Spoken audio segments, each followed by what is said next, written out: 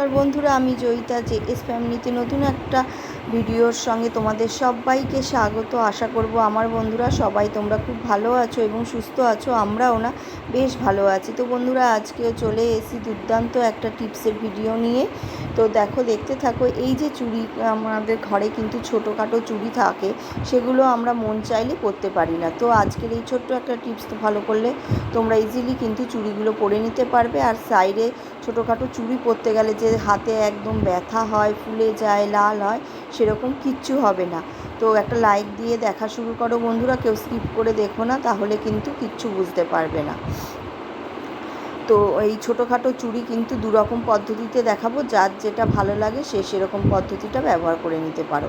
তো এই যে প্লাস্টিকে পরে আমরা কিন্তু খুব ইজিলি কিন্তু এই ছোটোখাটো চুড়ি কিন্তু প্লাস্টিকের সাহায্যে আমরা পরে নিতে পারবো। হাতে প্লাস্টিক ঢুকিয়ে খুব সহজভাবেই চুড়িগুলো আমরা পরে নিতে পারবো। কারণ আমাদের শখের জিনিস থাকে, শাখা, মানে আমাদের যখন বিয়ে হয়, বিয়ের সময়কার হাত থাকে আলাদা, তারপরে হাত আরও ভারী হয়ে যায়।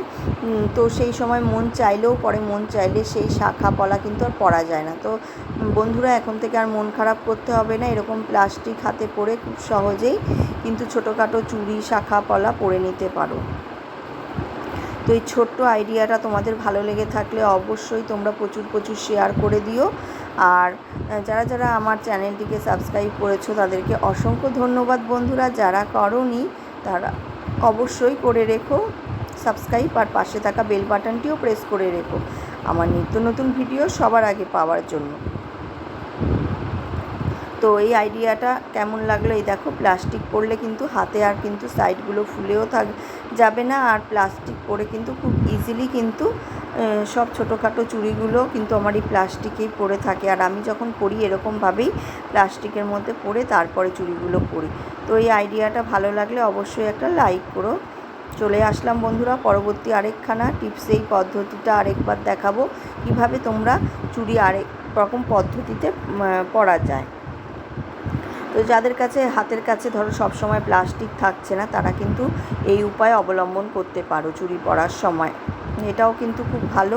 এই যে দেখো, এরকম তোমাদের ঘরে সাবান, শ্যাম্পু, হ্যান্ড ওয়াশ তো সবার ঘরেই থাকে। হ্যান্ড ওয়াশ না থাকলে সাবান থাকলেও সেই সাবানটা জলে ভিজিয়ে খুব ভালোভাবে ফেনা করে নিলে তারপরে ছোটোখাটো চুড়ি সব ইজিলি কিন্তু মানে হাতের মধ্যে পরে নিতে পারো। কারণ আমাদের ধরো কোনো সময় অকেশান বাড়িতে গেলাম, খুব দেরি হয়ে গেল পড়তে, তারপরে অন্যের সাহায্য নিতে হয় অনেক সময়। সে কারোর সাহায্য ছাড়াই কিন্তু ছোটোখাটো চুড়ি খুব সহজে নিজেরাই আমরা পরে নিতে পারবো। তো যার যেটা ভালো লাগবে, দু রকমের আইডিয়া তোমাদের সঙ্গে শেয়ার করলাম, সেটাই উপায় অবলম্বন করো। যাদের কাছে হাতের কাছে প্লাস্টিক আছে তারা প্লাস্টিক দিয়েও পরতে পারো, প্লাস্টিক দিয়েও ইজিলি পরা হয়ে যাবে। না হলে এই যে সাবান, শ্যাম্পু, হ্যান্ড ওয়াশ, এটা খুব ভালোভাবে কিন্তু হাতে একদম স্লিপ করে নিতে হবে, ফেনা করে, তারপরেই কিন্তু চুড়িগুলো খুব ইজিলি কিন্তু ঢুকে যাবে। তো কেমন লাগলো এই টিপসটাও অবশ্যই কিন্তু জানিও। ভালো লাগলে তোমাদের বন্ধু প্রিয়জন সবার মাঝখানে প্রচুরভাবে শেয়ার করে দিও বন্ধুরা। আর আজকের এই ভিডিওর মধ্যে কোন টিপসটা তোমরা বেশি উপকার পেলে সেটাও অবশ্যই জানিও বন্ধুরা। চলে আসলাম পরবর্তী আরেকখানা টিপসে। তো এখন দেখো, আমের সিজন, আম তো আমরা প্রত্যেকে সবাই ভীষণ ভালোবাসি, ফলের রাজা আম। তো এই আমেই কিন্তু মানে ওষুধ দেয়া থাকে, এমন কার্বাইড ওষুধ দেয়া থাকে যা খেলে কিন্তু আমাদের শরীর ভীষণভাবে খারাপ হয়। তাই আম অবশ্যই বাজার থেকে আনার পরে খাওয়ার অবশ্যই আগে 1 ঘন্টা আগে এই ভালোভাবে ধুয়ে এই মুখের কাছটায় খুব ভালোভাবে জলের মধ্যে জল ছেড়ে মুখের কাছটার মধ্যে ধুয়ে নেবে। কারণ এই মুখের কাছের মধ্যে দিয়েই কিন্তু কার্বাইডটা দেয়। আর তার মধ্যে আরও কি করতে হবে যাতে আমরা কিন্তু মানে ওষুধটা আমাদের পেটে যাবে না, কারণ এই ওষুধ পেটে গেলে কিন্তু আম খাওয়ার থেকে আরও বেশি ক্ষতি হয়ে যাবে বন্ধুরা।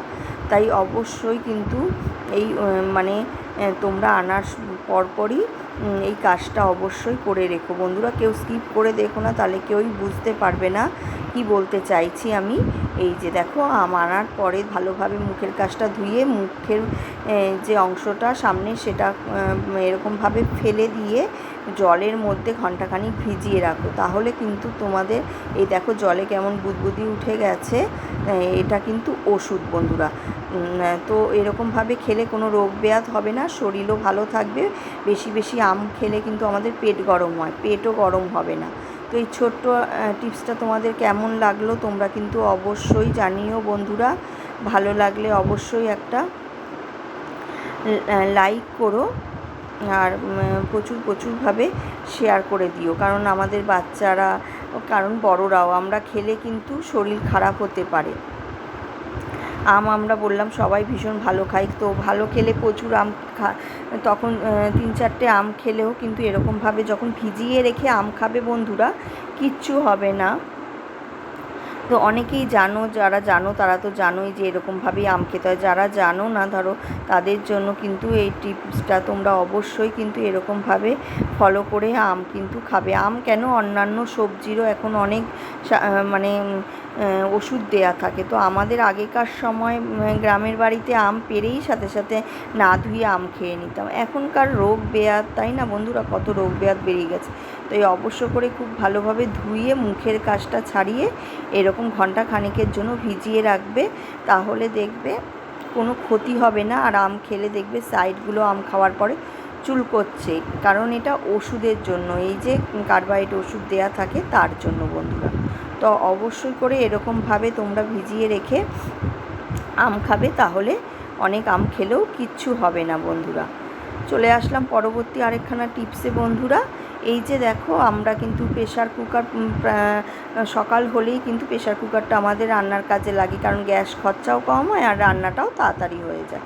আর তাতে করে কি হয়, প্রেশার কুকারের ওপরে ঢাকনাটা রান্না করতে গেলে খুব ভীষণ বাজেভাবে নোংরা হয় বন্ধুরা। এই ঢাকনাটা যাতে নোংরা না হয় তার জন্য রান্না তো আমরা করবোই প্রেশার কুকারে, কিন্তু ঢাকনাটায় এমন জিনিস করে নেব যাতে কিন্তু ঢাকনাটা আর নোংরা হবে না বন্ধুরা।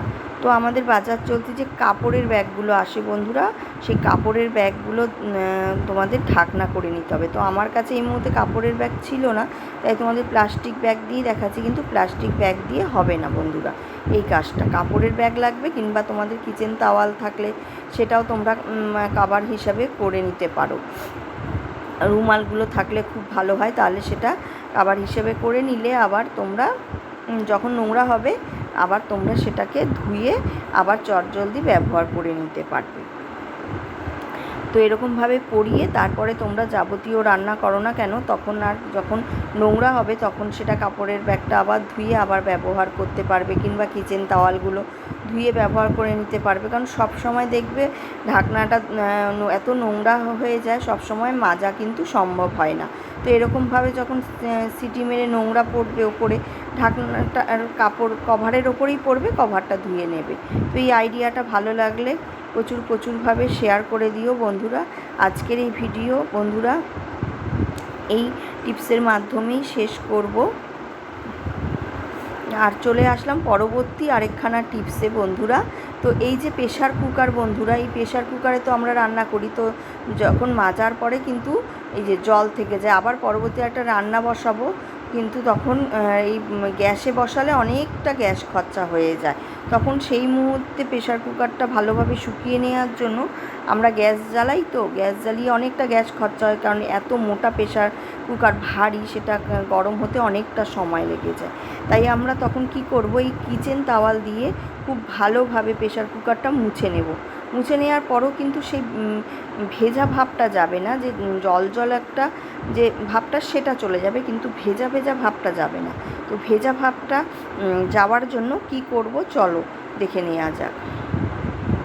এই ভেজা ভাবটা যাওয়ার জন্য এই দেখো বন্ধুরা, প্রেশার কুকার একবার গ্যাস জ্বালিয়ে উপর করেই দেখবে কত সুন্দরভাবে কিন্তু একদম তাড়াতাড়ি সেকেন্ডে গরম হয়ে যাচ্ছে। যেটা নাকি তোমরা কিচেন তাওয়াল দিয়ে না মুছে যদি ধুম করে প্রেশার কুকার বসিয়ে দাও গ্যাসে, অনেকটা গ্যাস খরচা হয়ে যাবে। দেখো কত সুন্দরভাবে প্রেশার কুকারটা শুকিয়ে ফেলেছি খুবই অল্প সময় বন্ধুরা। এরমভাবে তোমরা এবার ইজিলি রান্না করে নিতে পারো প্রেশার কুকারে।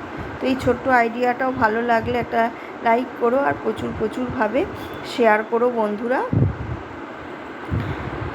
কেমন লাগলো এই আইডিয়াটা তোমরা কিন্তু অবশ্যই জানিও আজকে ভিডিওর মাধ্যমে কোন আইডিয়াটা বেশি ভালো লেগেছে।